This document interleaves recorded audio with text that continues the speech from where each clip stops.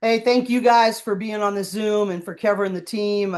Really excited for our stretch here in the second half of the Big Ten. You know, it's just about growth. I don't mean to be boring, but really focusing on with our players on how good can their attention to detail be without when the score doesn't, hold you accountable to that. I love Kiki's stat line. I just think her passing decisions with 8 assists, the way that she's making other people better, and then her steals rate, she's doing it without fouling. She's moving her feet. She's just making the other team uncomfortable. But there's so many people on the team that are making teamwork plays. Really challenged their third quarter. They stepped up to that. So, I'm just looking for how are we going to continue to get better. We did get better we only had four live ball turnovers of our 13. We obviously need to get that number down in terms of offensive fouls and travels. But, I do think we made some steps in the right direction. And I also just want to give a shout out to Joe McEwen, their head coach, who's retiring this year. He's had a major impact on my career, and his whole family has invested in me. And I just want to wish him nothing but the best in his next endeavors in life and thank him for the way that he's poured into me as a coach. All right, questions for Kiki here.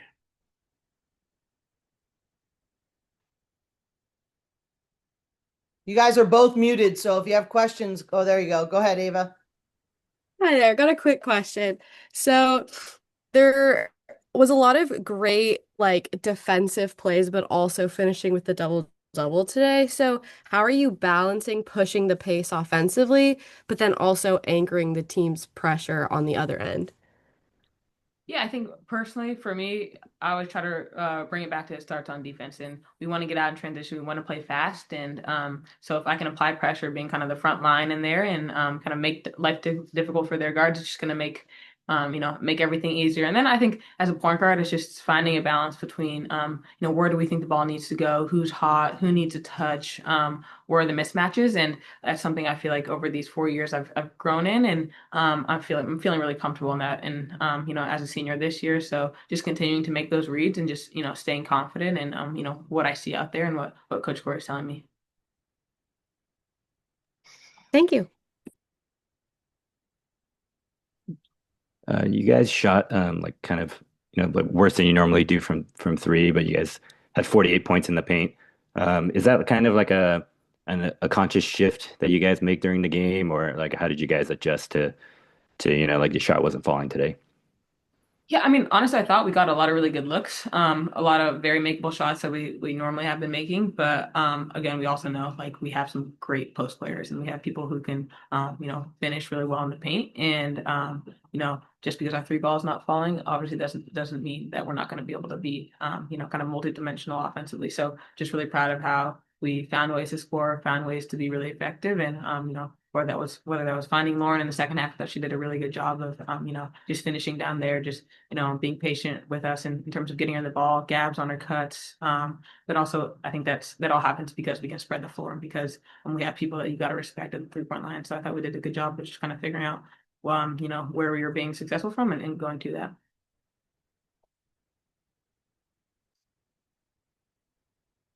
Anything else for Kiki? I'm good. Okay. Thank you guys. Me too. Anything else for me, or are you guys good, or what do you got?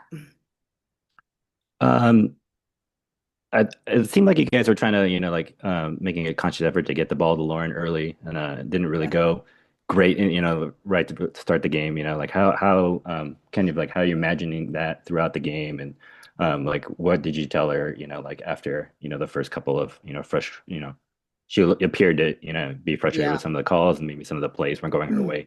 Yeah, she was frustrated. And actually, I was really proud of. I asked our team after the game, what did you conquer today? And she said, I conquered being frustrated with the officials and being frustrated with, how I was playing and really delivered in the second half. We really challenged the whole team to establish Lauren with some no move needed. And those were going to happen on the break to look for her earlier in transition and then to really focus on our feeds with her from the middle of the floor, which, makes it harder to bring that double. And so I thought having her 11 of her 16 points in the second half, I was really proud of how she responded to that early adversity. I do, and the refs were really good about talking to me tonight. And this is not a tonight issue. But I think it's really hard for a player like Lauren. The way that people play her before she ever touches it. I don't really argue when she touches it whether things are a foul or not. But I just don't think it gets called enough by where she's trying to create catches, what they're able to do, whether hanging on her, shoves in the back, blocking her like with a forearm shiver when players setting a screen. And I really challenge the referees to be like, I feel like I'm letting her down by not going absolutely ballistic to have her back because I just think she has way more to overcome than she should. I think they need to call her cleaner game before Lauren ever touches the ball. And I think some of those things wouldn't be such big frustrations if they would call some of those earlier, the fouls away from the ball. I think they actually mentioned that on the broadcast today. I think that may be the first time I've noticed that Yeah. all season. So I think you might notice that if you watch the TV Okay. broadcast. Thanks. So I'm But glad to hear that. Thank you. yeah, um, I guess on the for defensively, just Sullivan for Northwestern just had some made some great shots. Was that just anything that you saw defensively, or was that Well, like she I was having thought, a good shooting night? yeah, Sullivan's a great player. I just thought we defended her really well in terms of we know she likes to turn over that right shoulder. We decided just to switch everything with her involved and make every catch a little bit harder. Lots of people switched on her and to have, but she had 21 points, but that was on 23 Yeah, shots yeah. and and no assists. And so I thought we made a lot of her shots really hard. And so I was actually pleased there. And then I was pleased, Caroline Lau's averaging over 9 assists a game. She had seven tonight, but she had she had how many turnovers? 8 turnovers. Yeah, eight. So I think they're two go-to players. We made them really uncomfortable tonight, and that I think that's a really good thing. So, we lowered our three-point attempts. They shot a little higher percentage than I would like, but that was one of our goals is to lower the amount of three-point attempts that teams were getting off against us. And so that's a really good thing on that front. We didn't have our best shooting night from three, shooting 23%. But I think that's why we make such a big deal about being anchored in our defense because sometimes those are going to come. And that means we have to reestablish who we are in the paint when you're having an off night from three, which we did with 44 points in the paint. And we hang our hat on defense. And I think having that shooting night is exactly why we anchor it in that order. How would you assess Sienna's progress? It looked like she was playing a little bit more, like under control and off 2 feet, making some good passes today. Yeah, I think How would you just Yeah, I think it's one judge of the that? hardest things for bigs to get into the tough games in Power Four level as post players. I think freshman post players have one of the hardest transitions, and here's why: one, they don't always control their catches, and two, they've been rewarded for the wrong things their entire lives, like just standing tall and not having to really jump, and just all of these things that they actually have to unlearn before they can start to relearn what it takes at this level, and especially on defense because she has to play on the perimeter more and switch a lot more screens, and the game is so much faster. I am assessing that Sienna is choosing to be a great learner. And all I need her to do is focus on how am I different this week than I was last week? How am I different today? How am I growing today? And I want her to be involved in intentional growth and process oriented and just focus on being present and growing day by day. And the rest will take care of itself. I asked her to tell me who she remembers from the last 5 years of post players making a really huge impact as freshmen at a top 10 level. I mean, hardly any. Her sister didn't do it. And I just think she's got to be really, committed to the process and committed to growing every day. And I think she's doing a great job of that. And her time is going to she is going to go down as one of the best players in UCLA history.